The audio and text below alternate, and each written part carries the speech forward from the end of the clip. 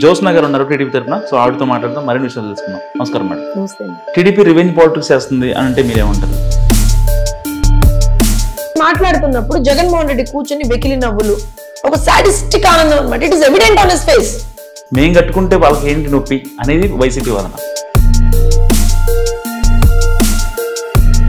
వైసీపీని ఎలా అయినా సరే మట్టు పెట్టాలి అనే ఆలోచన ఉందా అసలు? నేను అదే చెప్తున్నా మీకు, మొదటి నుంచి నేను చెప్తున్నా.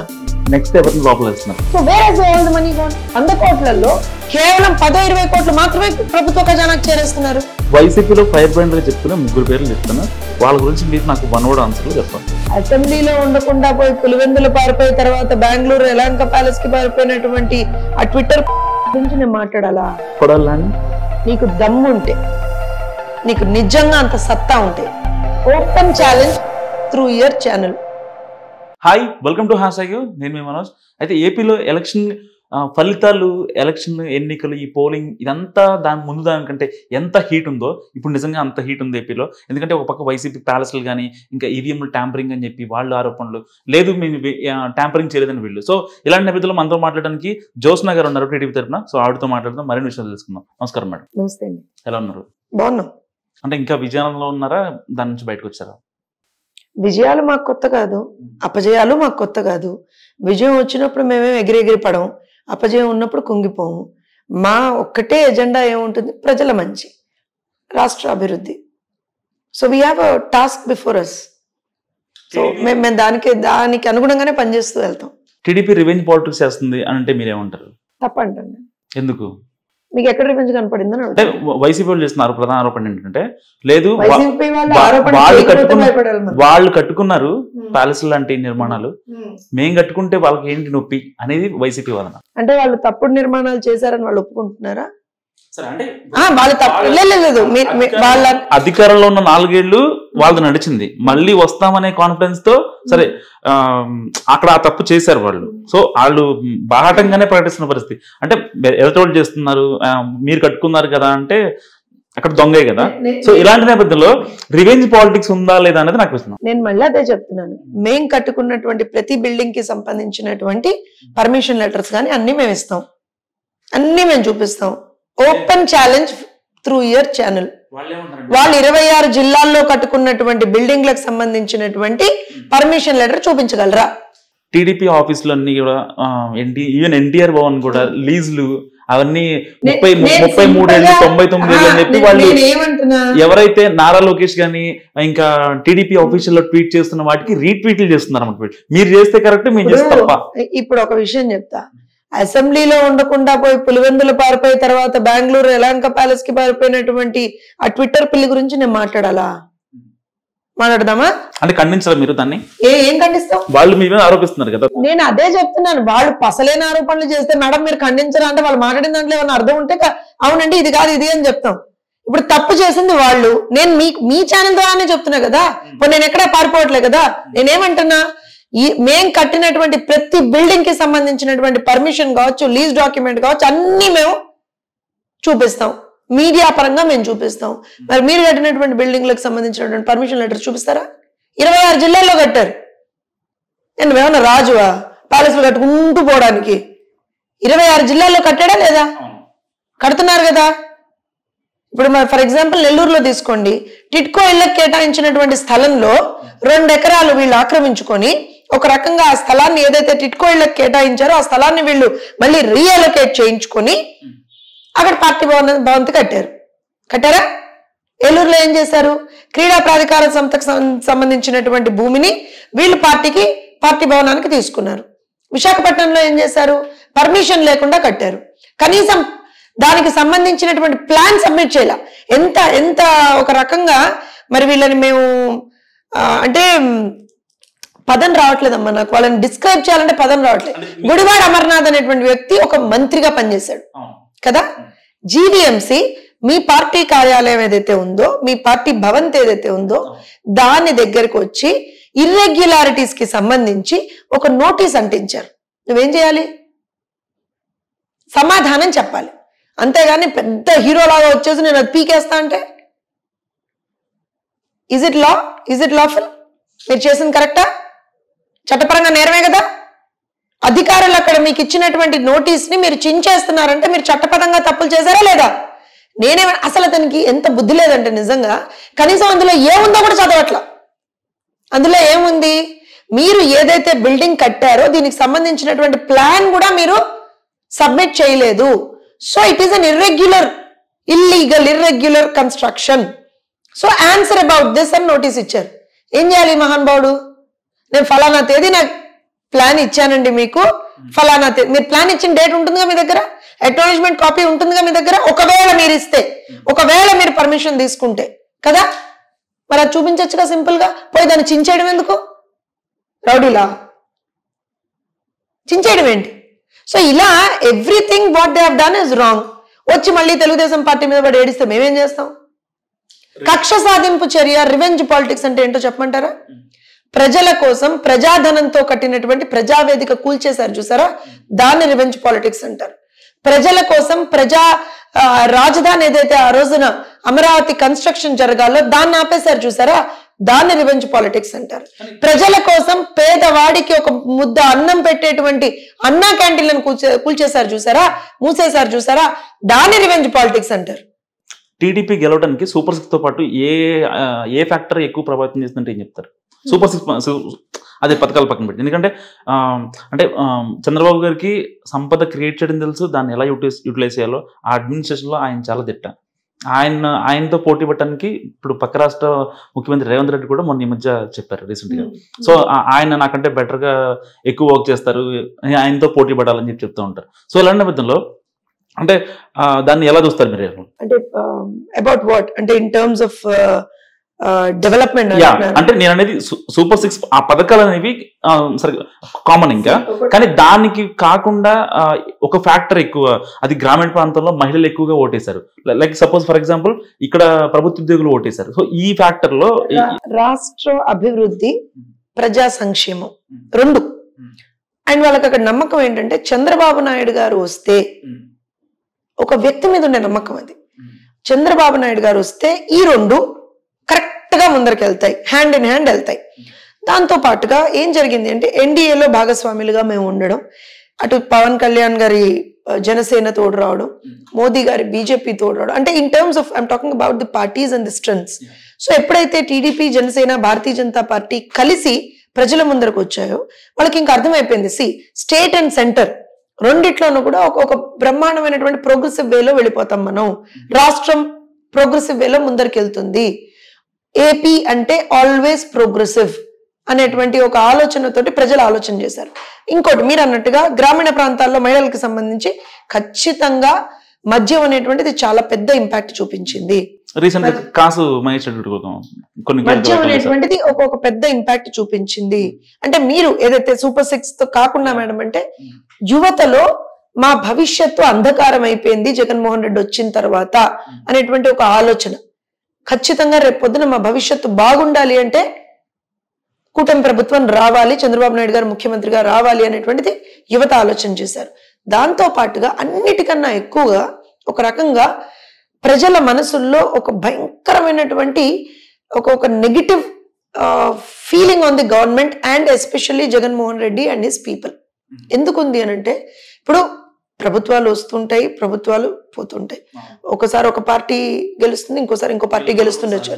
కానీ ఏ ప్రభుత్వంలో కూడా అంటే ఇన్నేళ్ల అంటే ఆంధ్రప్రదేశ్ ప్రస్థానంలో అటు ఉమ్మడి ఆంధ్రప్రదేశ్ కావచ్చు, విభజిత ఆంధ్రప్రదేశ్ కావచ్చు, ఇంత దుర్మార్గమైనటువంటి ఒక పరిస్థితి అంటే సాక్షాత్తు అసెంబ్లీలో కూడా మహిళల్ని కించపరుస్తూ మాట్లాడడం, అంటే మాట్లాడకూడనటువంటి భాష మాట్లాడడం, బాడీ షేమింగ్ చేయడం, పర్సనల్ క్యారెక్టర్ అసాసినేషన్ చేయడం, అవి కూడా ముఖ్యమంత్రి కనుసనల్లో జరగడం, అవి జరుగుతుంటే ఇప్పుడు ఎవడో ఒకడు మాట్లాడుతున్నాడు అనుకోండి, తప్పైనప్పుడు ఖండించాలి. మీకు గుర్తుంటే ఒకానొక టైంలో మా మహానాడు మీటింగ్ లో మా పార్టీకి సంబంధించినటువంటి ఒక నాయకుడు అంటే ఆ ఫ్లోలో జస్ట్ ఒక పర్సనల్ కామెంట్ చేశారు. ఇమ్మీడియట్ గా అంత పెద్ద వేదికలో కూడా చంద్రబాబు నాయుడు గారు వెనక్కి పిలిచి నో పర్సనల్ కమెంట్స్ అన్నారు. That is CBN. కానీ జగన్మోహన్ రెడ్డి ముఖ్యమంత్రిగా ఉన్నప్పుడు ఏం చేశాడు, సాక్షాత్తు సభలో నిండు సభలో వెకిలి నవ్వులు నవ్వుతూ చంద్రబాబు నాయుడు గారి గురించి మాట్లాడితే, భువనమ్మ గురించి మాట్లాడితే, లోకేష్ గారి గురించి మాట్లాడితే, అచ్చెన్నాయుడు గురించి మాట్లాడితే, కొల్లు రవీంద్ర గారి గురించి, అంటే వీళ్ళు తిట్టని వ్యక్తి లేరండి.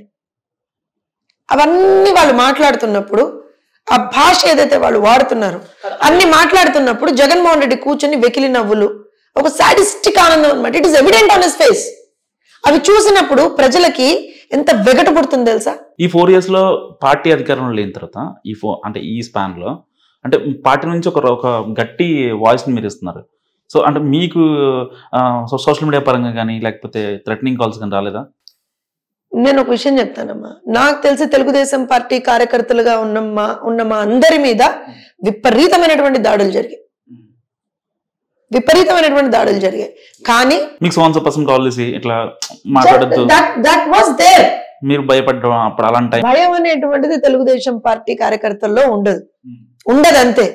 నేను ఎందుకు చెప్తున్నాను అనంటే, ఇప్పుడు మేము తప్పు చేస్తే భయపడాలి. నిజంగా చెప్తున్నాను, తప్పు చేస్తాను అనుకో నేను భయపడతాను, వాస్తవంగా భయపడతాను. కానీ నేను తప్పు చేయలేదు, నా పార్టీ తప్పు చేయలేదు, నా నాయకుడు తప్పు చేయలేదు, నా పార్టీలో ఉన్నటువంటి కార్యకర్తలతో సహా ప్రతి ఒక్కళ్ళు ఇవాళ రోజున మేము ఎందుకు పోరాడాం?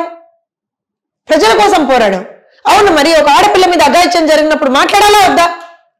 యువత భవిష్యత్తు మీరు అంధకారంలో తోసేస్తుంటే మాట్లాడాలా వద్దా? పచ్చి బూతుల అసెంబ్లీ సాక్షిగా మాట్లాడుతుంటే మీలాంటి వాళ్ళని మేము ఖండించకూడదా? అవును, మీరన్నట్టుగా విపరీతమైనటువంటి ట్రోలింగ్ సోషల్ మీడియాలో. మా కుటుంబాలని తీసుకొస్తారు, మమ్మల్ని తీసుకొస్తారు, ఆడపిల్లలుగా మా మీద ఎలాంటి భాష వాడతారు అని అంటే చాలా సందర్భాల్లో అంటే కళ్ళనీళ్ళు పెట్టుకున్నటువంటి సందర్భాలు కూడా చాలా ఉన్నాయి. కానీ భయంతో కాదు, బాధతో ఉన్నాం మేము. అరే మేమేం తప్పు చేసాం అంటే ఆడవాళ్ళు ఎవరు కూడా రాజకీయాల్లోకి రాకూడదా? మహిళలు ఎవరు రాజకీయాల్లోకి రాకూడదా? మహిళలుగా మేము రాజకీయాల్లోకి వచ్చి ప్రజల కోసం మాట్లాడితే మమ్మల్ని క్యారెక్టర్ అసాసినేషన్ చేస్తారా?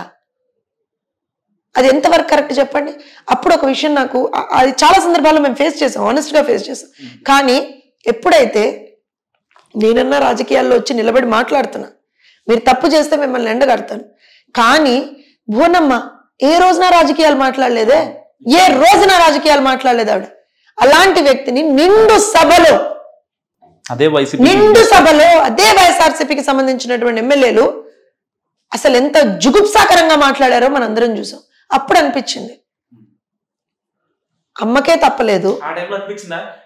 తప్పలేదు, మేమెంత అనిపించింది. ఇంకొద్ది రోజులు ఆగండి మీకు అందరికీ కోయి డాన్స్ చూపిస్తాం అని అనిపించింది. నేను ఒక విషయం చెప్తానండి, నేను మళ్ళీ చెప్తున్నా, నిజంగా బాధపడ్డాం, చాలా బాధపడ్డాం. తెలుగుదేశం పార్టీలో ఉన్నటువంటి నాకు తెలిసి ఆల్మోస్ట్ ప్రతి మహిళ వాళ్ళ దాడులకు గురైనటువంటి వాళ్ళే. క్రమశిక్షణకు మారు పేరు తెలుగుదేశం పార్టీ మొదటి నుంచి.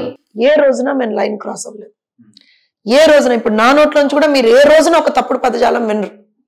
అంతా మాట్లాడినా సరే చంద్రబాబు నాయుడు గారు ఏ రోజున ఒక తప్పుడు పదజాలం మాడలేదు, నారా లోకేష్ గారు ఒక్క తప్పుడు మాట మాట్లాడలేదు. కానీ ఒక్కటి ఎక్కడ బాధ అనిపించింది అని అంటే, సరే వీళ్ళు పర్సనల్ అసాసినేషన్స్ చేస్తున్నారు, క్యారెక్టర్ అసాసినేషన్స్ చేస్తున్నారు, పర్సనల్గా అటాక్స్ చేస్తున్నారు, ఇవన్నీ ఒక ఎత్తు అయితే రాష్ట్రాన్ని నాశనం చేస్తారు. ఇప్పుడు రాష్ట్రంలో ఉన్నటువంటి యువతని కంప్లీట్గా వాళ్ళు ఇవాళ నిర్వీర్యపరిచారు. So that is a bigger agenda అయిపోయింది. నిజంగా ఆ రోజున మీరు అన్నట్టుగా కోపం వచ్చింది, ఒక రకంగా దిస్ ఇస్ నాట్ ఫేర్ అని చాలా చాలా కోపం వచ్చింది. కానీ అనిపించింది వాళ్ళ స్థాయికి మనం గనక వెళ్తే నాకు తెలిసి అది క్షమించరా నేరం అవుతుంది అనిపించింది. అందుకే చెప్తున్నా, రివెంజ్ పాలిటిక్స్ అనేటువంటి పదం మా డిక్షనరీలో ఉండదు. కానీ పొలిటికల్ టెర్రరిజం ని మాత్రం కూకటి వేళతో పిగిలిచ్చి అవతల బారేస్తాం. What they have done is political terrorism, ఉగ్రవాదం. అది రాజకీయంగా మీరు ఉగ్రవాదుల్లాగా బిహేవ్ చేశారు 5 సంవత్సరాలు. అట్లా ఉగ్రవాదుల్లా బిహేవ్ చేసినటువంటి ఒక్కొక్కళ్ళకి మాత్రం ఖచ్చితంగా శిక్ష పడేట్టుగా చేస్తాం, అందులో డౌట్ లేదు. వైసీపీకి ప్రజా వ్యతిరేకత ఉందని మీరు అంటున్నారు, కానీ వాళ్ళేమో ఈవీఎం ట్యాంపర్ చేసి వాళ్ళ అధికారంలోకి వచ్చిన వాళ్ళు అంటున్నారు. ఈవీఎం ట్యాంపర్ చేసి వాళ్ళ అధికారంలోకి వచ్చారు టీడీపీ. మరి 2009 నుంచి మరి మీరు మన ఏమంటారు అని అంటే ఎందుకు మాట్లాడలేదు? మీరు 2009లో ఎప్పుడో పెట్టాడుగా పార్టీ, పెట్టాడు కదా, 2009, 10, 11 ఎప్పుడో పెట్టాడు కదా. ఎప్పుడు పెట్టాడు పాపం, ఎవరి దగ్గర నుంచో తీసుకొని పెట్టాట పార్టీ. గుంజుకొని. సరే పోనీ, why should be talk about this. కానీ మరి మీరు పార్టీ పెట్టిన దగ్గర నుంచి 2014 ఎన్నికలు, 2019 ఎన్నికలు, 2024 ఎన్నికలు, ఎప్పుడు మీరు పోయి ఎలక్షన్ కమిషన్ ఒక రిప్రజెంటేషన్ ఇచ్చారు? ఈవీఎంలు వద్దు అని ఎప్పుడైనా రిప్రజెంటేషన్ ఇచ్చారా? ఇచ్చారా? అంటే 2014లో యూ హ్యాడ్ నో ప్రాబ్లం, 2019లో యూ హ్యాడ్ నో ప్రాబ్లం, 2024లో మాత్రం మీకు ప్రాబ్లం గుర్తొచ్చిందా? మీరు గెలిస్తేనేమో మీ గొప్ప, మీరు ఓడిపోతే ఈవీఎంల దెబ్బ. కొంచెం అన్న కామన్ సెన్స్ ఉండాలిగా మాట్లాడడానికి. 151 వచ్చినప్పుడేమో మా గెలుపిది, మా మ్యాండేట్ ఇది అన్నారా? ఇవాళ మీకు 11 వస్తేనేమో ఈవీఎంల తప్పంటారా? లాజిక్ అర్థం కావట్లేదు మీకు అక్కడ. అయితే ఇక్కడ వైసీపీ చేసిన ప్రధాన ఆరోపణ ఏంటంటే మహిళలు లేదు పక్కా టీడీపీకి ఇస్తారనేది వాళ్ళకు కూడా తెలుసా విషయం. వాళ్ళు ఇంకా కాస్త రియలైజేషన్లోకి వచ్చారు. అంటే ఇప్పుడు జనాల్లోకి వెళ్ళాలి, సమీక్షలు చేయాలి, ఎక్కడైతే మెయిన్ మన ఏరియాలు ఉంటాయి, రాయలసీమ, సో కడప, అలాంటి వాటిపై ఫోకస్ పెట్టారు. జనాల్లోకి వెళ్తున్నారు, కార్యకర్తలు మాట వింటున్నారు. గత 10 ఏళ్లుగా ఆయన ఒక పార్టీ అధినేతగా, ఒక సీఎంగా ఉంటూ కూడా పక్కన ఉన్న వాళ్ళకే అవకాశం ఇచ్చారు. కానీ ఏ గ్రౌండ్ లెవెల్ ఉన్న కార్యకర్త కానీ ఎమ్మెల్యే కానీ వచ్చి ఆయనతో మాట్లాడే పరిస్థితి లేదు. సో ఇలాంటి నేపథ్యంలో ఆయన ఒక అంతర్మదనం. అంటే ఇప్పుడు అక్కడికి వెళ్ళినా సరే, నిన్న మొన్న పులివెందులు వెళ్ళినా కానీ అక్కడ కూడా ఎదురైంది. సో ఇలాంటి నేపథ్యంలో వైసీపీకి ఏది బిగ్గెస్ట్ మైనస్ అంటారు? అంటే దేని మైనస్ గా తీసుకోవచ్చు? వాళ్ళ నియంతృత్వం. వాళ్ళ నియంతృత్వం. వాళ్ళు పార్టీ అని అనుకోవట్లేదు. మీరు గమనించండి, అధికారంలో ఉన్నప్పుడు కూడా వాళ్ళు ఎంతసేపు శాశ్వత అధ్యక్షుని పెట్టుకుంటాం పార్టీకి, లేదా 30 ఏళ్ళు మేమే ముఖ్యమంత్రులుగా ఉంటాం. అంటే యు సీ దట్ ఆ ధోరణి మీకు అర్థమవుతుందా? ఆ థాట్ ప్రాసెస్ మీకు అర్థమవుతుందా? ప్రజలు ఎప్పుడు దాన్ని యాక్సెప్ట్ చేయరండి. నియంతృత్వాన్ని ప్రజలు ఎప్పుడు యాక్సెప్ట్ చేయరు. దాంతో పాటుగా ఇవాళ రోజున వైసీపీకి ఉన్నటువంటి ఇంకొక మైనస్ ఏంటి అని అంటే, మీ పార్టీ ఆవిర్భావం దేని గురించి జరిగింది? అంటే మీ పార్టీ పుట్టుకకి రీజన్ ఏంటి? మీ నాన్నగారు చనిపోయిన తర్వాత మీకు ముఖ్యమంత్రి పదవి దక్కలేదని మీరు పార్టీ పెట్టారు, రైట్? ఇంకేదైనా రీజన్ మీకు కనపడిందా? రైట్. సో అట్లాంటప్పుడు మీ పార్టీ పునాదులే అధికార దాహంతో ఉన్నాయి కదా, పదవి వ్యామోహంతో మీరు పార్టీని పెట్టారు కదా. సో అలాంటి పునాదుల మీద పెట్టినటువంటి పార్టీ ఎన్ని రోజులు ఉంటుంది చెప్పండి నాకు? ఎన్ని రోజులు ఉంటుంది చెప్పండి? So for every party to sustain for long. ఇప్పుడు తెలుగుదేశం పార్టీ ఉంది, 42 సంవత్సరాల మా ప్రస్థానం. హైయెస్ట్ పీక్స్ చూసాం మేము, లోయెస్ట్ లోస్ కూడా చూసాం మేము. ఇప్పుడు ఒకవేళ ఆ పార్టీ నుంచి ఎవరైనా వస్తే జాయిన్ చేసుకుంటారా? నేను ఒక విషయం చెప్తానేనండి. ఇప్పుడు మీరు ఆ పార్టీ నుంచి ఎవరైనా వస్తే జాయిన్ చేసుకుంటారా అని అంటే, రాజకీయం ఇది. నేను జాయిన్ చేసుకుంటాను అని చెప్పను, చేసుకోను అని చెప్పను. కానీ ప్రజల కోసం పనిచేసినటువంటి వాళ్ళు ఎవరైనా ఉంటే, ఇప్పుడు ఫర్ ఎగ్జాంపుల్ లావు శ్రీకృష్ణదేవరాయలు గారు ఉన్నారు, ఆ పార్టీ వ్యక్తే ఇదివరకు ఆయన. కానీ అక్కడ ఖచ్చితంగా కూడా ప్రజా సమస్యల పట్ల ఒక నిర్లిప్తత ఉంది. ప్రజా సమస్యల మీద ఆ పార్టీ శ్రేణులు ఎవరు కూడా, అంటే ఇంక్లూడింగ్ ది పార్టీ అధినేత ఎవరు మాట్లాడట్లేదు అని ప్రజల కోసం రాజకీయాల్లోకి వచ్చినటువంటి ఒక వ్యక్తిగా తను ఆ పార్టీని వీడు మా పార్టీలోకి వచ్చారు కదా. వేమిరెడ్డి ప్రభాకర్ రెడ్డి గారిని తీసుకోండి. ఇలా you can find some people.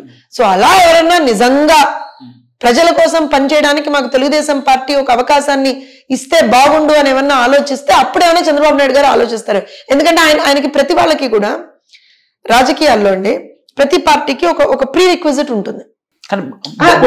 వైసీపీని ఎలా అయినా సరే మట్టు పెట్టాలి ఆలోచన ఉందా అసలు? నేను అదే చెప్తున్నా మీకు, మొదటి నుంచి నేను చెప్తున్నా.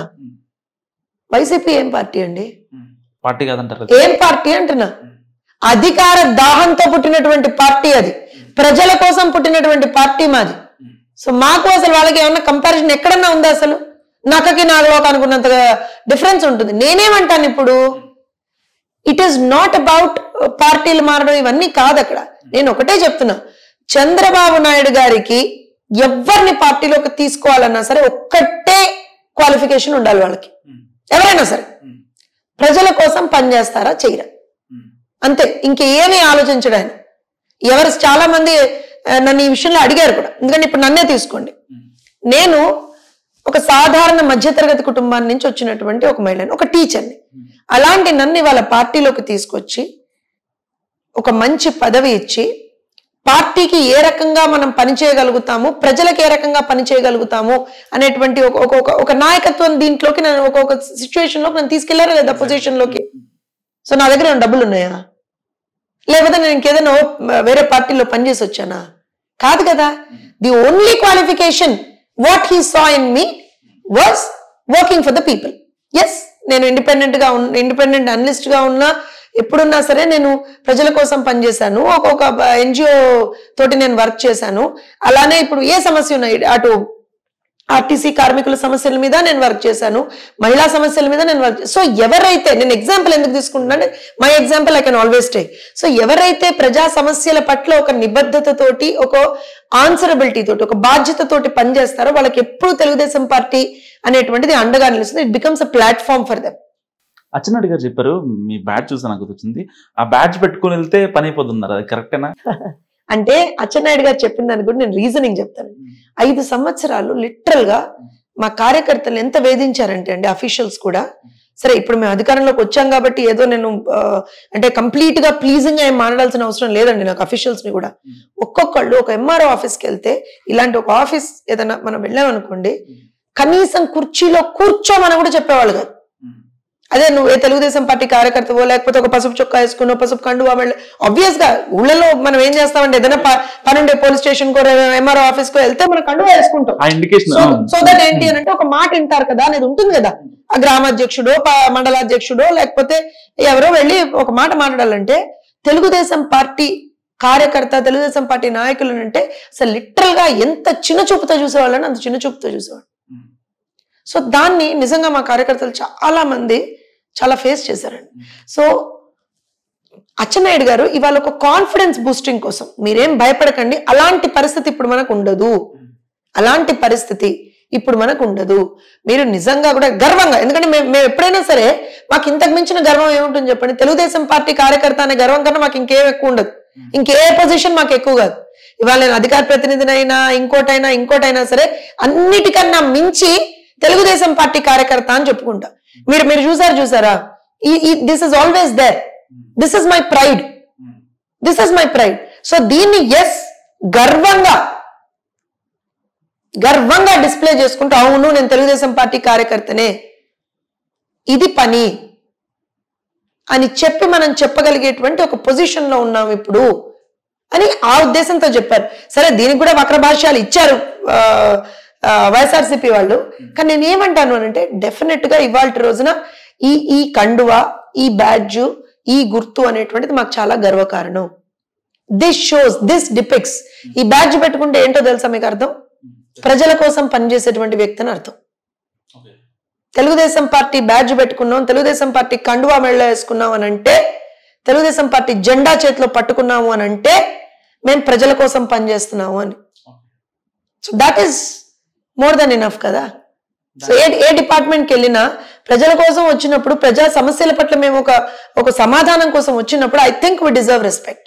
ఎస్, కుర్చీ వేసి కూర్చోబెట్టి ఒక గ్లాసుడు మంచినీళ్ళు ఇచ్చి, అయ్యా నీ ఇబ్బంది ఏంటో చెప్పని అడగాలి. ఎందుకంటే మాకే స్వార్థం లేదు అక్కడ. ఏ తెలుగుదేశం పార్టీ కార్యకర్తకి ఏ స్వార్థం ఉండదండి. కానీ ఈ కాన్సెప్ట్ వర్కౌట్ అవుతుంటారు, ఎందుకంటే గ్రౌండ్ లెవెల్ లో అందరూ అఫీషియల్స్ వింటారని గ్యారంటీ ఉంది. నేను ఒక విషయం చెప్తానండి, ఈ కాన్సెప్ట్ వర్కౌట్ అవుతుందా అవదా అని కాదు. వాట్ మై అంటే thought process is, this is a sort of confidence boosting. నేను చెప్పినట్టుగా లోకేష్ గారు రెడ్ బుక్ లో రాసినట్టుగా చాలా మంది ఆఫీషియల్స్ ఇంకా గ్రామ స్థాయిలో కానీ, మండల రెవెన్యూ స్థాయిలో కానీ, జిల్లా కలెక్టర్ ఆఫీస్ లో కానీ చాలా మంది ఇంకా ఉన్నారు. నేను ఒక విషయం చెప్తానండి, వాళ్ళందరినీ మార్చడం అంటే కష్టం. నేను ఒక విషయం చెప్తాను. అఫీషియల్స్ ఎవరు చట్టాన్ని అతిక్రమించి, రూల్ బుక్ ని డీవియేట్ అయ్యి ఎవరు పనిచేసినా సరే, ఇది వరకు పనిచేసినా ఇప్పుడు పనిచేస్తామన్నా సరే, తెలుగుదేశం పార్టీ ఒప్పుకోదు, కూటమి ప్రభుత్వం ఒప్పుకోదు, చంద్రబాబు నాయుడు గారు ముఖ్యమంత్రిగా ఒప్పుకోరు. మీ మాధ్యమంగా కూడా చెప్తున్నా అధికారులకు నేను, ఒకవేళ మీరు ఇప్పటి వరకు అలాంటివి ఏమన్నా చేసుంటే probably you have to mend your వేస్. మీరు ప్రజల కోసం పనిచేయాలి, మంచి కోసం పనిచేయండి. ఎక్కడ ఈవెన్ తెలుగుదేశం పార్టీ కార్యకర్త వచ్చినా సరే మీరు రూల్ బుక్ ని డీవియేట్ అవ్వకండి. We are not asking you to deviate from rule book. మేము అడగట్లేదు, న్యాయంగా చట్టబద్ధంగా మీరు ఉండండి.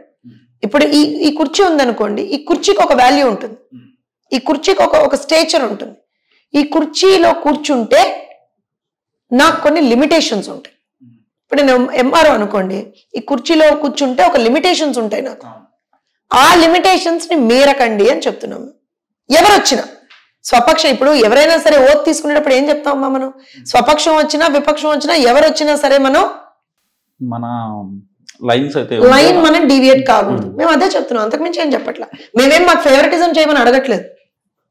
గతంలో మద్యం విషయంలో చాలా అక్రమాలు జరిగాయని టీడీపీ గళమెత్తింది. దాంట్లో మీరు కూడా చాలాసార్లు మాట్లాడారు.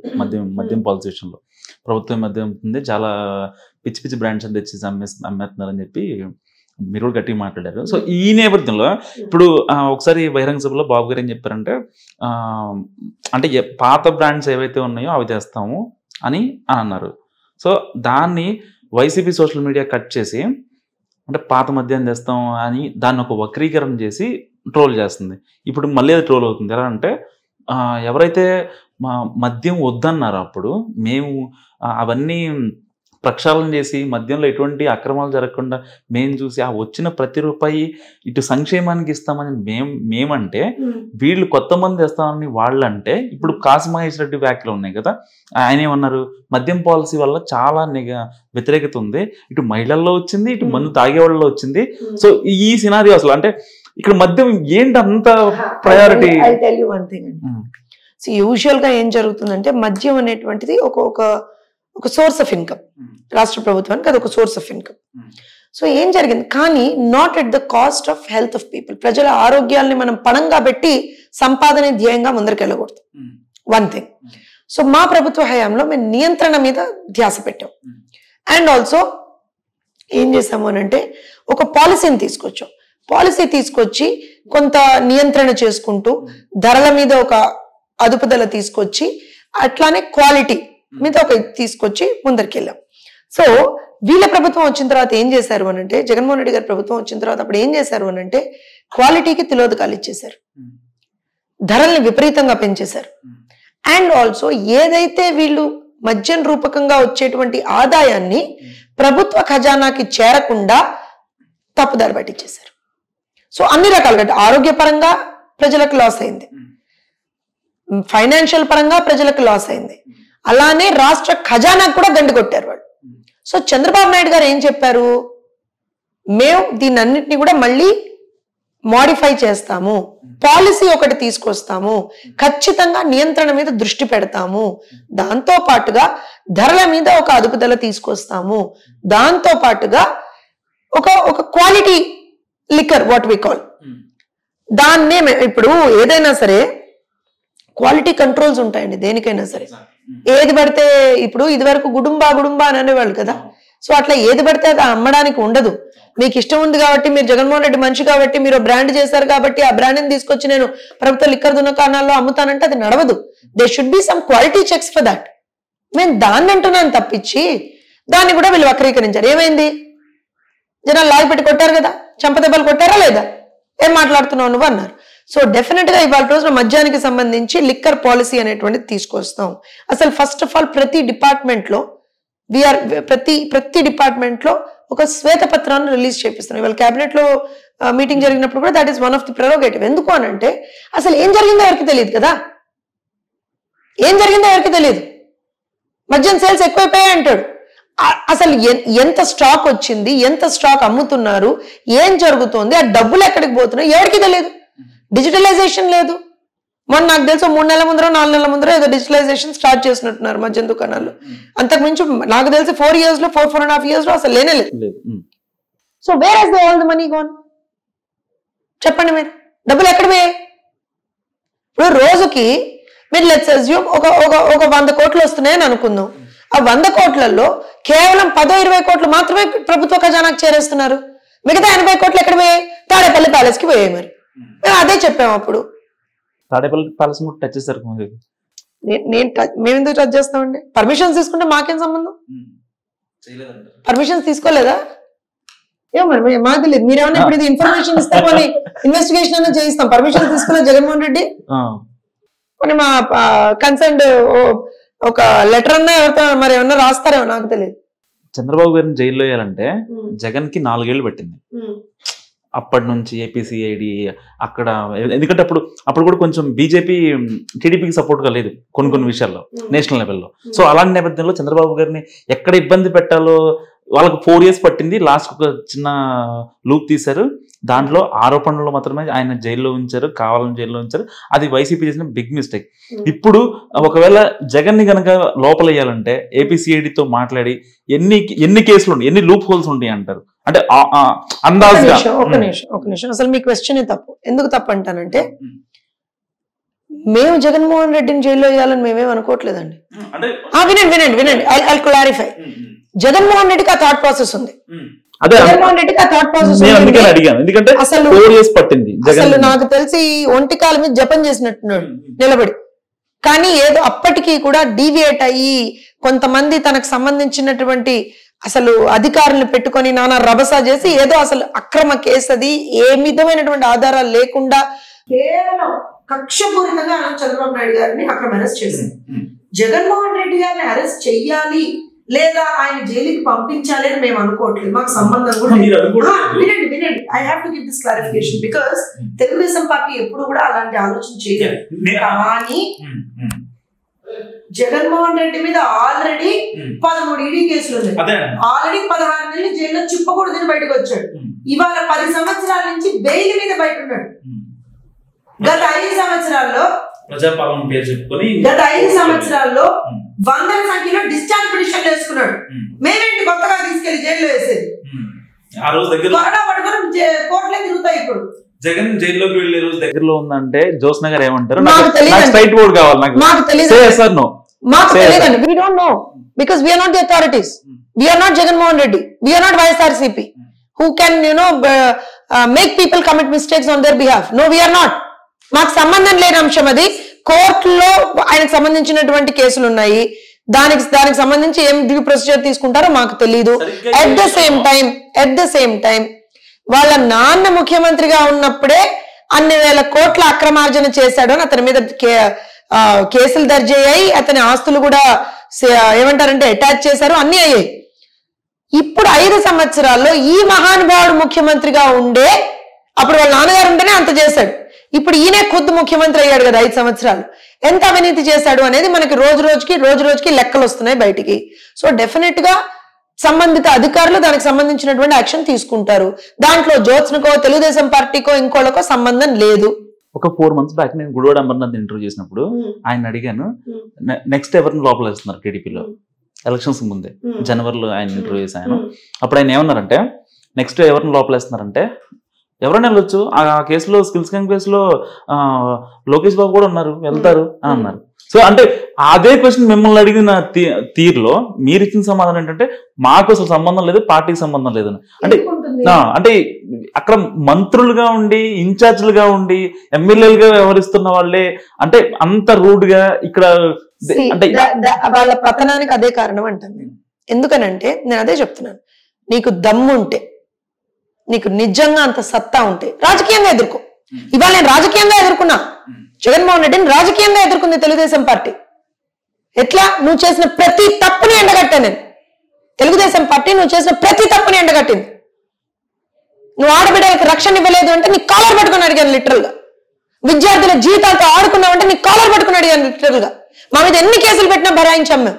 అచ్చెన్నాయుడు గారు ఏం తప్పు చేశారని ఆయన మీద కేసు పెట్టి ఆయనకు ఆపరేషన్ అయినా అసలు ఎంత దారుణంగా ఆయన రోడ్ల మీద తిప్పారో తెలీదా మీకు? కొల్లు రవీంద్ర గారు ఏం తప్పు చేశారని ఆయన మీద కేసు పెట్టి ఆయన అక్రమంగా జైలుకి పంపించారు చెప్పండి. ధూళిపాల నరేంద్ర గారి మీద కేసు, ఎవరి మీద కేసులు పెట్టలేదు మహానుభావు. అనిత గారి మీద, ఆవిడ మీద SC ST అట్రాసిటీ కేసు పెట్టారు. అంటే నేను ఎందుకు చెప్తున్నానంటే రూల్స్ ని ఎంత డీవియేట్ అయ్యారు అని అంటే there is no limit to there. అంటే అందుకే నేను దాన్ని పొలిటికల్ టెర్రరిజం అన్నా. పొలిటికల్ టెర్రరిజం ని మేము కూకటి వేళ్లతో పెకిలిస్తాం. మళ్ళీ చెప్తున్నా, రివెంజ్ పాలిటిక్స్ మా బ్లడ్ లో లేవు, మాకు అవసరం కూడా లేదు. అంటే గత 4 ఏళ్లలో మీకు ఎప్పుడైతే అంటే ఈ పాలిటిక్స్ వైసీపీ వాళ్ళని తట్టుకోలేము అనుకున్నప్పుడు పార్టీ పరంగా ఏమన్నా మీకు సపోర్ట్ వచ్చిందా? అచ్చెన్నాయుడు గారి నుంచి కానీ ఇంకా డైరెక్ట్ గా అధినేతకి చెప్పుకున్న సందర్భంలో అంటే వాళ్ళ నుంచి సపోర్ట్ ఏంటి? లోకేష్ బాబు గారు కానీ. నేను ఒక విషయం చెప్తాను, మా పార్టీకి సంబంధించి ఎంతో మంది పిల్లల మీద వాళ్ళు ఒక పోస్ట్ ఫేస్బుక్ లో షేర్ చేస్తే అర్ధరాత్రి తీసుకెళ్లి వాళ్ళని నానా టార్చర్ పెట్టారండి, అరెస్ట్ చేసి. ప్రతిసారి నారా లోకేష్ గారు, I should really appreciate him for that. ఒక నాయకుడు ఏ రకంగా ఉండాలి అంటే కార్యకర్తలను ఎలా కాపాడుకోవాలి అనేటువంటి దాని మీద he's a living example for that. అర్ధరాత్రి 2 గంటలకు కూడా మీరు ఒక మెసేజ్ పెట్టండి, సార్ నాకు ఇబ్బంది ఉంది అని ఒక కార్యకర్తగా మీరు మెసేజ్ పెట్టండి, మరుక్షణం మీకు రెస్పాన్స్ వస్తుంది, మరుక్షణం రెస్పాన్స్ వస్తుంది. అండ్ ఎంటైర్ సిస్టమ్, మా లీగల్ సెల్ కావచ్చు, మాకు ఆయనకు సంబంధించినటువంటి అసిస్టెంట్స్ కావచ్చు, ఎవరైనా సరే అక్కడ ఇప్పుడు ఫర్ ఎగ్జాంపుల్ ఏలూరులో ఏదైనా అంశం జరిగింది అనుకోండి, ఎవరైనా కార్యకర్త మీద ఏదైనా దాడో లేకపోతే అతని మీద కేసో పడితే ఇమ్మీడియట్ గా ఏలూరుకు సంబంధించినటువంటి పార్టీ యంత్రాంగం అంతా ఇమ్మీడియట్ గా అక్కడ రియాక్షన్ ఇస్తారు. అలానే లీగల్ సెల్ దిగేది. అంటే the support that you have received from the party is something that is unmatched అండి. ఇవాళ నేను చెప్తున్నాను కదా, నాకు తెలిసి తెలుగుదేశం పార్టీ కార్యకర్తల మీద అసలు 8,000 సంఖ్యలో దాడులు జరిగాయి 5 సంవత్సరాలు, అసలు లెక్కపత్రం లేదు దానికి. మీ మీద ఎన్ని కేసులు ఉన్నాయి? ప్రతి చోట వాళ్ళ మీద కేసులు పెట్టడం కావచ్చు, వాళ్ళ మీద దాడులు, భౌతిక దాడులు చేశారు, చాలా మందిని చంపేశారు. ఏది జరిగినా సరే ప్రతి వాళ్ళ మీద ఉంటాయమ్మా కేసులు. ఇప్పుడు మా మీద ప్రత్యక్షంగా పెట్టుండకపోయి ఉండొచ్చు, అంటే మేము మొన్న ఎన్నికల్లో కంటెస్ట్ చేయలేదు కాబట్టి మేము పోయి కోర్టు నుంచి తెచ్చుకోలేదు, ఆనెస్ట్ గా చెప్తున్నా. So I never know. ఇప్పుడు మొన్న కూడా చంద్రబాబు నాయుడు గారి మీద ఎన్ని కేసులు పెట్టారు, లోకేష్ గారి మీద ఎన్ని కేసులు పెట్టారని కోర్టుకి వెళ్తే కానీ మాకు తెలియలా. I'm telling you. So this is the scenario, అప్పుడు ఉన్నటువంటి సినారియో. సో ఇలా చాలా మంది మీద, ఇప్పుడు మా పార్టీకి సంబంధించినటువంటి మహిళా కమిటీలో ఉన్నటువంటి జనరల్ సెక్రటరీగా ఐ థింక్ ఉన్నటువంటి మహిళ మీద ఎంత దారుణంగా కేసు పెట్టి ఆవిడని తెల్లవారుజామున ఇంటి నుంచి లిటరల్ గా వాళ్ళు లిఫ్ట్ చేసి తీసుకెళ్ళిపోవడం, ఇలాంటివన్నీ చూసాం మేము. So we have faced, I think అసలు దానికి ఒక అడ్డు అదుపు లేదు. ఇప్పుడు తోట చంద్ర లాంటి కార్యకర్తలను కోల్పోయాం. ఫర్ వాట్ రీజన్ చెప్పండి? ఏమన్నా అర్థం ఉందా? అసలు ఆయన నిజంగా ఎందుకు చంపాడో, చంపినోడు కన్నా తెలుసో తెలీదో నాకు తెలియదు. కేవలం జై జగన్ అని అనను అన్నాడని నడి రోడ్డు మీద నరికి చంపారా లేదా తోట చంద్రని? ఏం పాపం చేశాడు చెప్పండి తోట చంద్ర? సో ఇలా తీసుకుంటూ వెళ్తే అసలు ఒక లిమిట్ లేదండి. అయినా సరే నిజంగా నాకు తెలిసి నౌ దట్, అంటే ఇప్పుడు అంత ఎలక్షన్స్ అయిపోయి అన్నీ అయిపోయాయి కాబట్టి every day was an emotional roller coaster for us. Every day అంటే ఏం చూడాల్సి వస్తుందో, ఏం వినాల్సి వస్తుందో మీరు ఆలోచించండి.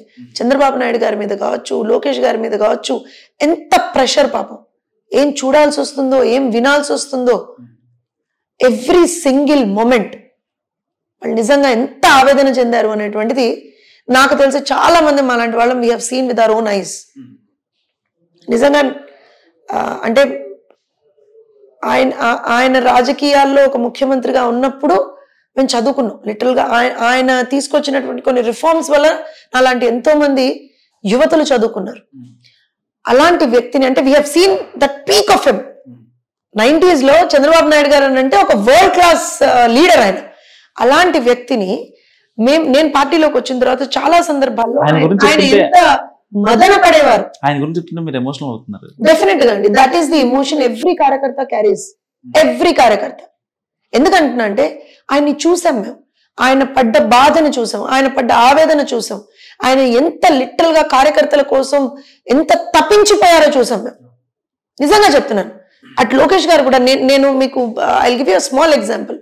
ఒక పిల్లవాడి మీద అకారణంగా కేసు పెట్టి అతను లిఫ్ట్ చేస్తే రాత్రి 10:30కి నేను లోకేష్ గారికి, because I did not know అంటే ఏం చెయ్యాలి, ఎవరిని అప్రోచ్ అవ్వాలి, ఏ అధికారిని, ఇన్ఫాక్ట్ కేసు తెలంగాణలో పెట్టారు, హైదరాబాద్ లో పెట్టారు, అంత ప్రెషర్ అక్కడి నుంచి.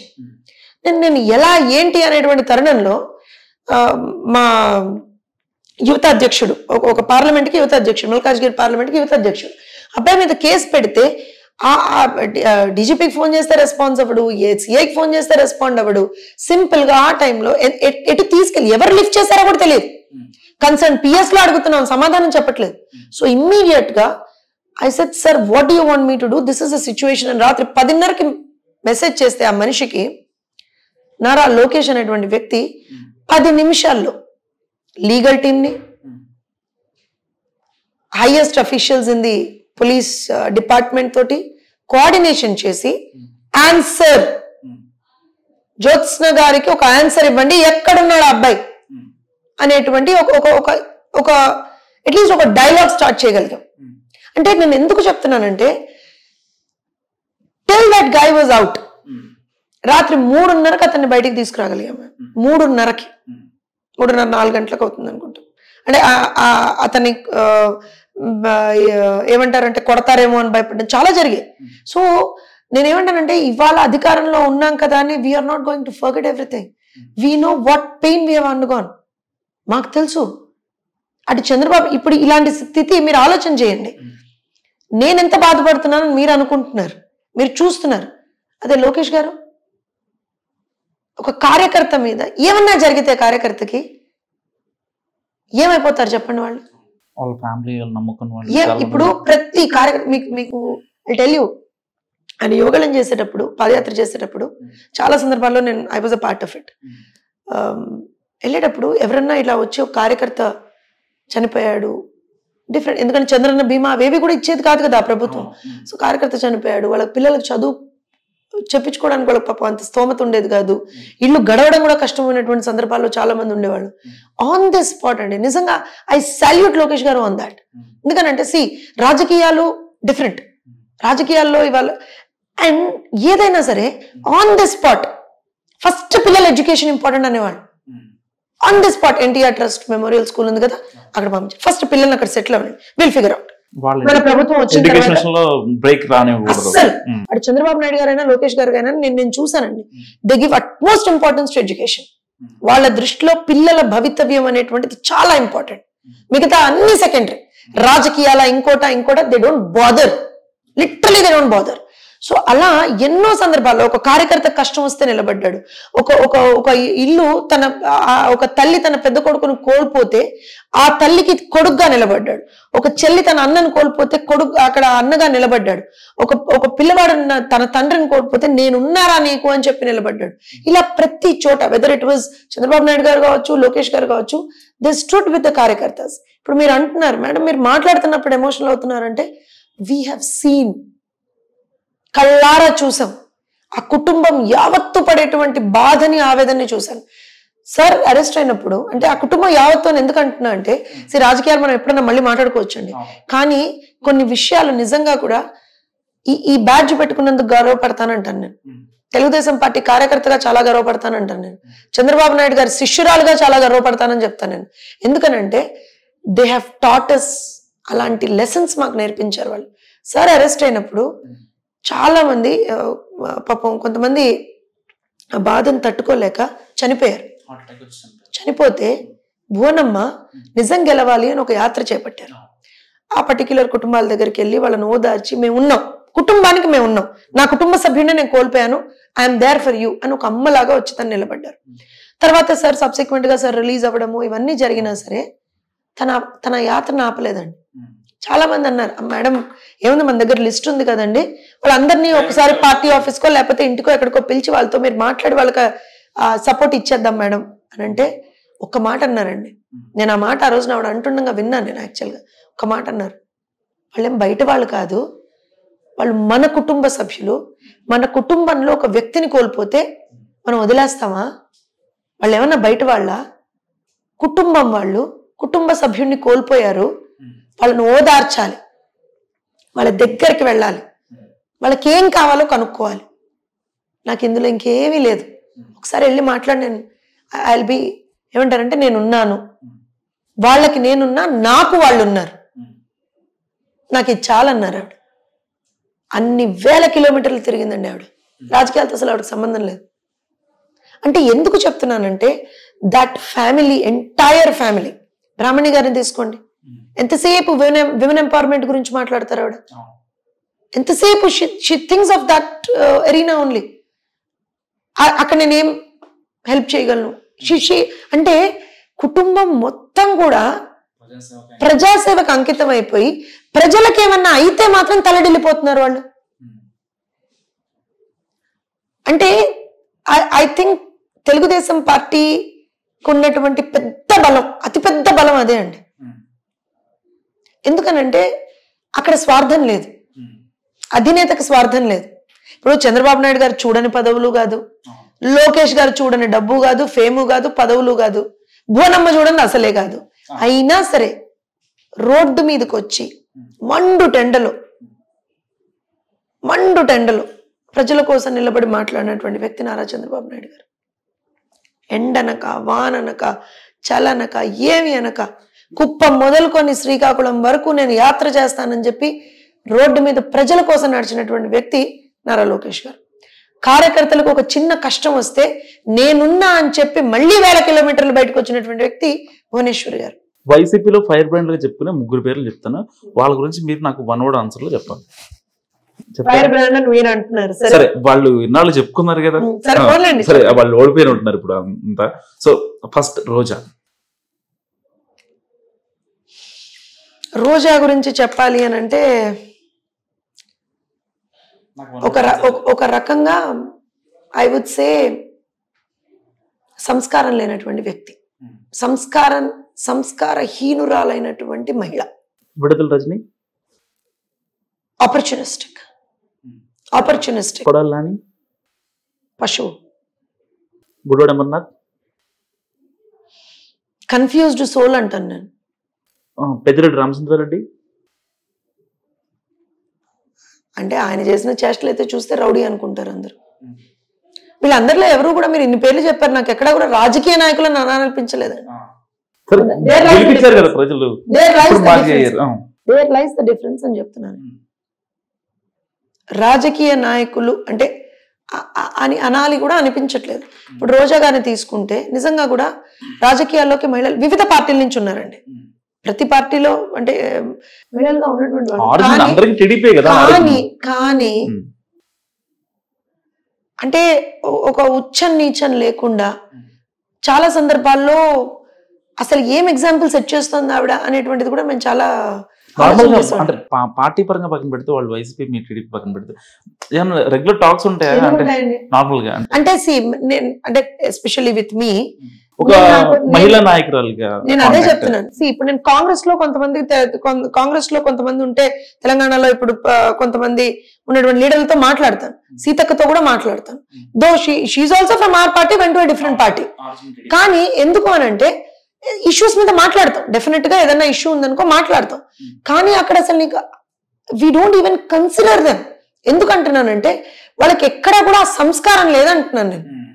ఇప్పుడు రాజకీయాల్లోకి మహిళలు వస్తే మనం ఒక స్టాండర్డ్ లో ఉండాలండి, ఒక స్టాండర్డ్ లో సెటప్ చేసుకుని ఉండాలి. 10 మంది మహిళలు మనల్ని చూసి రాజకీయాల్లోకి అరే రావాలి, రాజకీయాల్లోకి మనం కూడా మహిళా నాయకురాలుగా ఎదగాలి, ఒక మార్క్ క్రియేట్ చేయాలి. ఇప్పుడు మనం we talk about Sushma Swaraj, right? We talk about her కదా. ఎందుకు మాట్లాడతాం? Because they have set those standards. Nirmala Sitharaman గారి గురించి మాట్లాడతాం, even up to certain extent Sonia Gandhi గారి గురించి మాట్లాడతాం, ఇందిరాగాంధీ గురించి మాట్లాడతాం. ఎస్ వాళ్ళు కొన్ని తప్పులు చేసుండొచ్చు కానీ మాట్లాడతామా లేదా? సో అలాంటి స్టాండర్డ్స్ మనం సెట్ చేసుకోవాలా చేసుకోకూడదా? అలా ఏం లేకుండా రేపు పొద్దున్న నేను బయట కనపడితే, నేనైతే నా పరంగా ఒకటే అనుకుంటాను, బయట కనపడితే ఏ పార్టీ వాళ్ళైనా సరే ఒక రాజకీయ ప్రత్యర్థిగా మాత్రమే నన్ను చూడాలి, అంతే. ఇప్పుడు నేను వేరే పార్టీకి ఇప్పుడు నన్ను వైఎస్ఆర్సీపీ వాళ్ళు చూస్తే ఒక రాజకీయ ప్రత్యర్థిగా చూడమని నాకు అభ్యంతరం లేదు. కానీ నేను ఎక్కడా కూడా అంటే పర్సనల్ అటాక్స్ లోకి వెళ్ళకూడదు. అంటే అదేదో మనకి శత్రుత్వాలు పెంచుకోవాల్సినటువంటి అవసరం లేదు. ఇప్పుడు చంద్రబాబు నాయుడు గారు, వైఎస్ఆర్ గారు దేవర్ లైక్ అంటే టఫ్ కాంపిటీటర్స్ అనేవాళ్ళు కదా. కానీ ఏ రోజున వాళ్ళు ఏం శత్రువులు కాదే, రాజకీయ ప్రత్యర్థులు మాత్రమే. వాళ్ళు కలిసి కూర్చొని మాట్లాడుకునే రాజకీయ ప్రత్యర్థులు మాత్రమే అంటున్నాను. సో మనం రాజకీయాల్లో ఉన్నప్పుడు రాజకీయ ప్రత్యర్థులుగా మాత్రమే అవతల వాళ్ళని చూడాలి తప్పించి శత్రుత్వం పెంచుకోకూడదు అనేటువంటిది నా ఆలోచన. సో నేను ఎక్కడ బయట కనపడ్డా సరే, అటు ప్రజలైనా సరే, అరే ఏంటి వీడు ఇంత చండాలంగా మాట్లాడుతుందా అని అనుకోకూడదు నన్ను చూసి. నేను ఎక్కడన్నా కనపడితే కనీసం ఆ మొహంలో ఒక చిన్నపాటి చిరునవ్వు రావాలని. ఎలా ఉంటది ఆ టైం? అంటే మీ కట్టు బొట్టు ఇన్నాళ్ళ నుంచి ప్రజల్లో ఉంటారు కదా, అంటే ఆ వేషధారణ చూస్తే మమ్మీలు ఎలా ఉంటారు అంటే ఒక ఇప్పుడు అంటే నేను మా మమ్మీని చూసిన తర్వాత అరే ఇట్లా ఉండాలి అనుకుంటా. సో అంటే మీరు ప్రజల్లోకి వెళ్తూ ఉంటారు, వాళ్ళతో ఇంటరాక్ట్ అవుతూ ఉంటారు. ఆ కట్టు బొట్టు చూసి మీ వేషధారణ చూసి మీకు ఇచ్చే వాల్యూ ఇంకో డబుల్ అవుతుంది. మీరు మాట్లాడే మీ వాయిస్ కి ఫ్యాన్స్ ఉంటారు, మీ కట్టు బొట్టుకి అంటే see I tell you Telugu అమ్మాయి. నేను ఒక విషయం చెప్తాను చూడండి, that's what we call stature, maintaining stature in politics. We have to maintain that. ఎవరైనా సరే, ఇప్పుడు మనం ఎవరు చూసినా సరే, చిన్నవాళ్ళైతే చేతులెత్తి దండం పెట్టాలనిపించాలి, పెద్దవాళ్ళైతే నెత్తి మీద చేయబెట్టి ఆశీర్వదించాలనిపించాలి.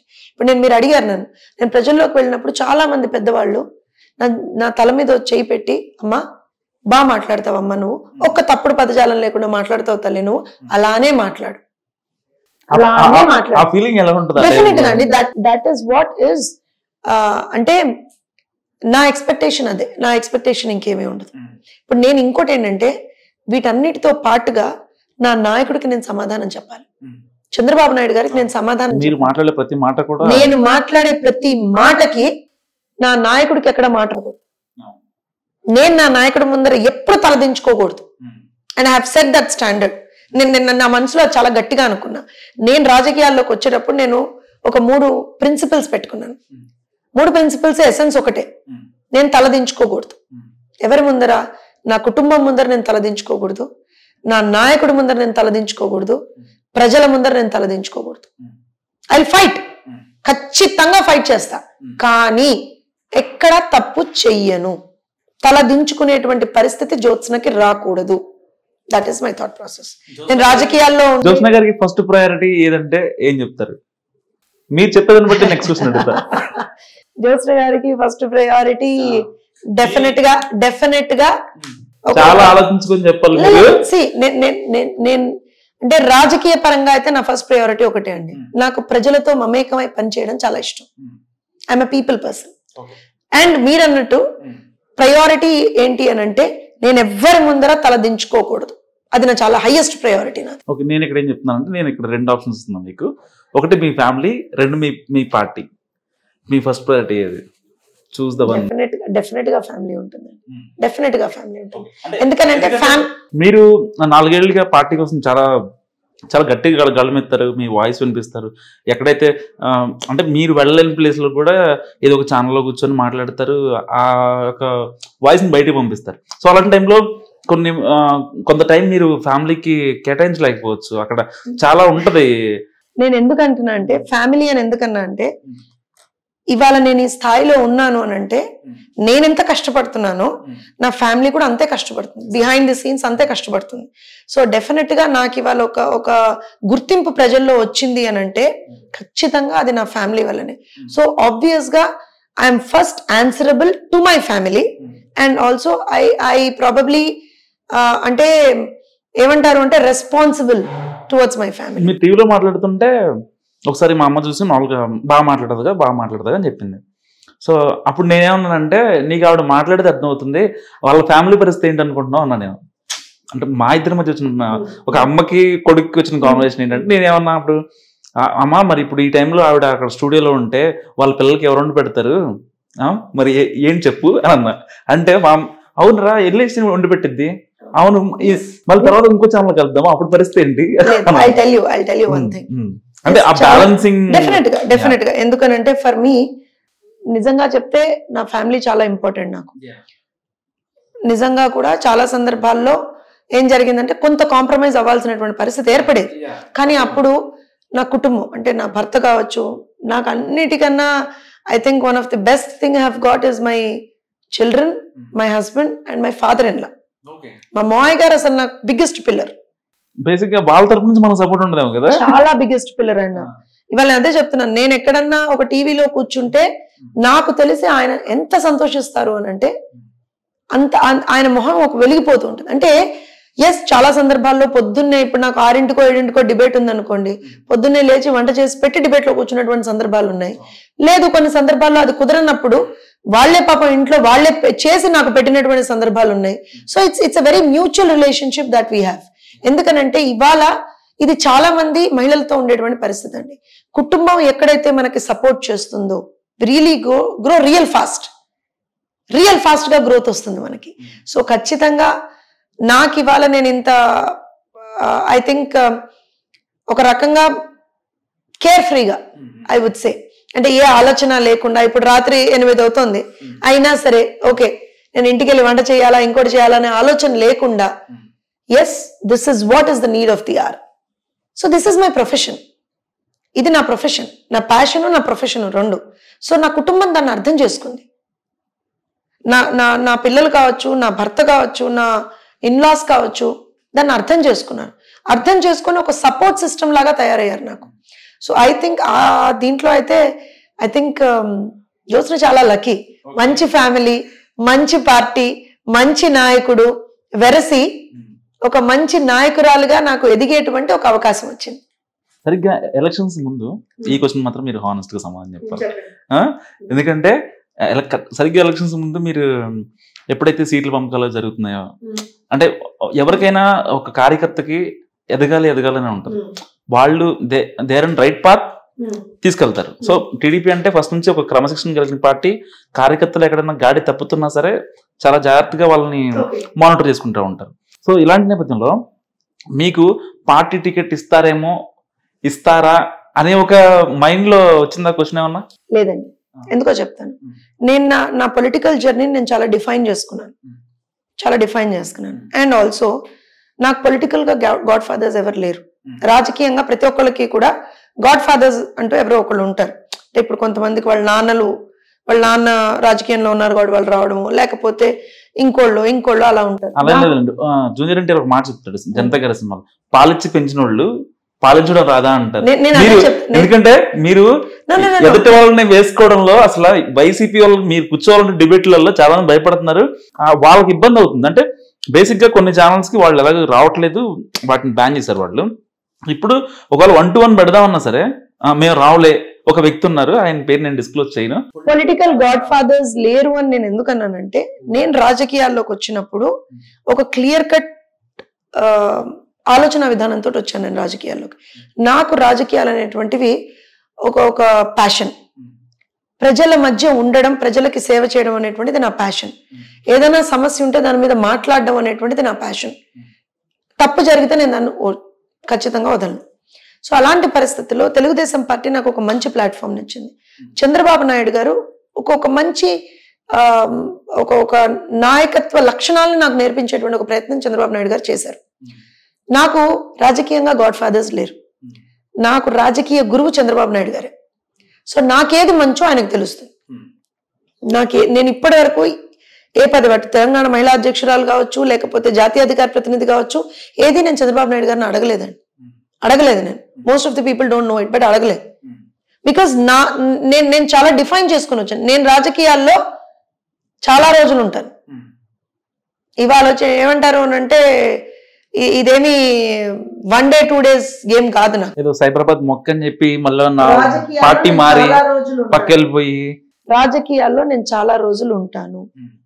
ఎందుకు అనంటే నేను ఒక ఉద్దేశంతో రాజకీయాల్లోకి వచ్చాను, ఒక కమిట్మెంట్ తో రాజకీయాల్లోకి వచ్చాను, ఒక ప్యాషన్ తో రాజకీయాల్లోకి వచ్చాను. So I'm not in to instant success, I'm not in to that. నాకు అవసరం కూడా లేదు అది. నాకు ఇవాళ మీరు గమనించండి, 5 ఏళ్ల తెలుగుదేశం పార్టీ ప్రస్థానంలో నిజంగా కూడా నాకు ఒక ఉన్నతమైనటువంటి పదవి ఇచ్చి ఇవాళ రోజున 2 తెలుగు రాష్ట్రాల్లో జ్యోత్స్న తిరునగర్ అంటే ఆల్మోస్ట్ చాలా మందికి తెలిసేటువంటి ఒక స్థాయికి నన్ను తీసుకెళ్ళిందా లేదా తెలుగుదేశం పార్టీ? తీసుకెళ్లారా లేదా చంద్రబాబు నాయుడు గారు? So this is something. ఎవరికి వస్తుందండి ఇంత మంచి అవకాశం? ఇంతకు మించినటువంటి పదవే ఉంది. సో డెఫినెట్ గా థింగ్స్ విల్ కమ్. ఇవాళ కాకపోతే రేపు కాకపోతే 10 రోజులకి, 10 రోజులు కాకపోతే 10 ఏళ్లకి ఖచ్చితంగా ఒక ఉన్నతమైనటువంటి స్థాయిలో, ఇంతకు మించినటువంటి ఉన్నతమైన స్థాయిలో ఉంటానేమో పదవుల పరంగా. కానీ మోరల్ గా నేను ఇవాళ చాలా ఉన్నతమైన స్థాయిలో నేను ఉన్నానని నేను చాలా భావిస్తాను. ఎందుకంటే నా నాయకుడికి ఎక్కడా నేను మాట తీసుకురాల, నా కుటుంబానికి నేను ఎక్కడా మాట తీసుకురాల, నన్ను నమ్ముకున్నటువంటి ప్రజలకు ఎక్కడా నేను మాట రానివ్వాల. సో నేను నిజంగా కూడా I'm content, I'm happy, I'm satisfied with what Jyotsna is today. కాకపోతే పదవుల పరంగా ఖచ్చితంగా ఓవర్ పీరియడ్ ఆఫ్ టైం వస్తాయేమో, వచ్చినా రాకపోయినా పెద్ద ఇంపాక్ట్ ఏమి ఉండదు. ఎందుకంటే you already reach that place where you feel that aura around you with people. కాకపోతే ఒక్కొక్కసారి ఏమవుతుందంటే, మనం కొన్ని పనులు చెయ్యాలి అని అంటే కొంత పదవుల్లో ఉంటే ఆ పనులు చేయగలుగుతాం రాజకీయాల్లో ఉన్నప్పుడు.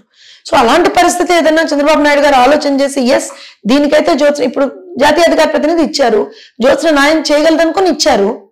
సో నేను రోజు పొద్దున్న లేచినా రాత్రి పడుకునేటప్పుడైనా ఎస్ నేను ఇవాళ నా నాయకుడు నా మీద పెట్టుకున్నటువంటి నమ్మకాన్ని నేను ఎక్కడ వమ్ము కానికుండా చూసుకున్నానా లేదా అని నేను బెరీజ్ వేసుకుంటా ఖచ్చితంగా. ఎప్పుడన్నా పార్టీ నుంచి అలా కదా ఇలా కదా అలా అలాంటివి ఏమైనా ఉంటాయి? డెఫినెట్ గా వస్తాయి, ఎందుకు రావు? సో కొన్ని సార్లు పాజిటివ్ ఆర్ నెగటివ్ డెఫినెట్ గా ఉంటాయి. See we are working in an organisation. So మనం తప్పులు చేస్తుంటాం, ఎందుకంటే మనం మనుషులు, తప్పులు చేయకుండా ఎలా ఉంటాం? సో అలాంటప్పుడు కూడా డెఫినెట్ గా we have to accept criticism. ఎప్పుడైనా సరే మనం క్రిటిసిజం ని తీసుకోవాలి. So at the end of the day మనం ఎదగాలి అంటే ఖచ్చితంగా నేను అదే చెప్తున్నాను. ఒక ప్లాట్ఫామ్ మీకు దొరికినప్పుడు యూ షుడ్ ఆల్. అండ్ ఇంకొకటి చెప్తానండి, మనం ఎవరితో అసోసియేట్ అయి ఉన్నాం అనేటువంటి చాలా ఇంపార్టెంట్ రాజకీయాల్లో. చంద్రబాబు నాయుడు గారు లాంటి ఒక వ్యక్తితో అసోసియేట్ అయినప్పుడు, ఒక నాయకుడితో అసోసియేట్ అయినప్పుడు మీరు నాయకత్వ లక్షణాలు నేర్చుకుంటారు. లాంగ్ రన్ పొలిటీషియన్ గా మీరు నిలబడగలుగుతారు.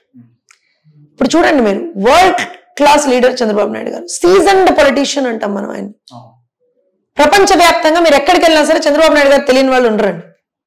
మేడం నాకు డౌట్ ఇక్కడ ఏంటంటే, ఇప్పుడు ఒకవేళ ఇది నా ఫైనల్ క్వశ్చన్, చంద్రబాబు గారు కనుక ఒకవేళ ఏపీకి ప్రత్యేక హోదా తీసుకురాకపోతే, సరిగ్గా ఇప్పుడు ఏదైతే ఎన్డీఏలో కీ రోల్ ప్లే చేస్తున్నారు అని చెప్పి వైసీపీ నేతలు ఆరోపిస్తున్నారు, గట్టిగా ఆరోపిస్తున్నారు, సరిగ్గా 1 year 1.5 year తర్వాత ఒకవేళ మళ్ళీ స్పెషల్ స్టేటస్ అంశం తెరపైకి వస్తే ఎన్డీఏ నుంచి బయటకు వచ్చే అవకాశం ఏమైనా ఉంటుంది అంటారా? ఇది ఎలా ఉంటుంది తెలుసా, మీరు అన్ని అంటే మంచి జరగంగానే అందులో ఏమన్నా చెడు జరుగుతుందని ఎతకడం లాగా ఉంది వైఎస్ఆర్సీపీ వాళ్ళగా. నేను చెప్తా వినండి, వాళ్ళు రైజ్ చేసిన క్వశ్చన్.